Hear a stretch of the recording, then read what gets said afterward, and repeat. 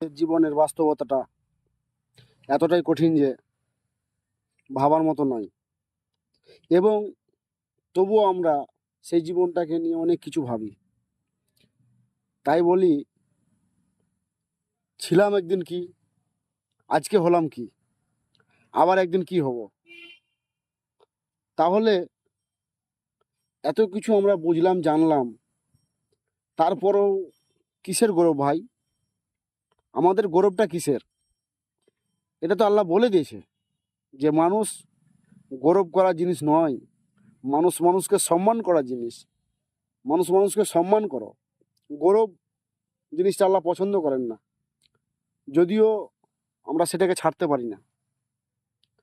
মানুষ মানুষকে তুচ্ছ ভাবে, কোনো মানুষকে কোনো মানুষ মূল্যায়ন করে না। আজকে আমাদের আমাদের পরিবারের আজকে পতনটা কেন?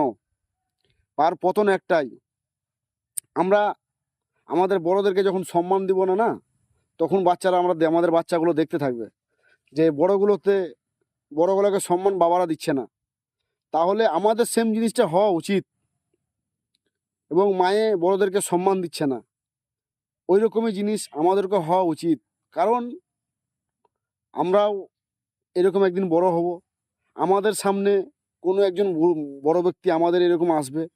তাহলে আজকে যদি বাবা এবং মা যদি তাদেরকে সম্মানটা না দেয়, এবং মানুষ একজনকে সম্মান না দেয়, তাহলে সেদিনকে আমাদেরও সেটা প্রয়োজন হবে না। একটা বাচ্চা যখন ভেবে নেবে, তখন সে বাচ্চাটা তোমাকে ভবিষ্যতে সম্মান করবে? তোমার বাচ্চাটা তোমাকে কোনোদিন কি সম্মানটা করতে পারবে? সেই আদব কায়দাটা তুমি শিখাতে পারছো?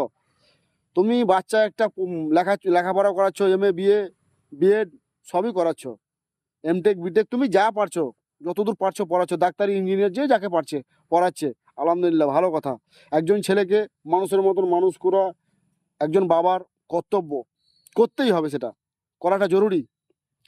তবু একটাই কথা বলি, যে তুমি যে তোমার একজন গুরুজনকে সম্মান দিলে না, তাহলে তোমার পরিবারের সেই বাচ্চাটা কী করে সম্মান তোমাকে দিবে? এবং তোমার গুরুজনকে সে সম্মানটা কোথা থেকে সে দিবে? তার আদর্শটা সেরকম তৈরি হবে যেরকম তুমি তৈরি করে দিবে।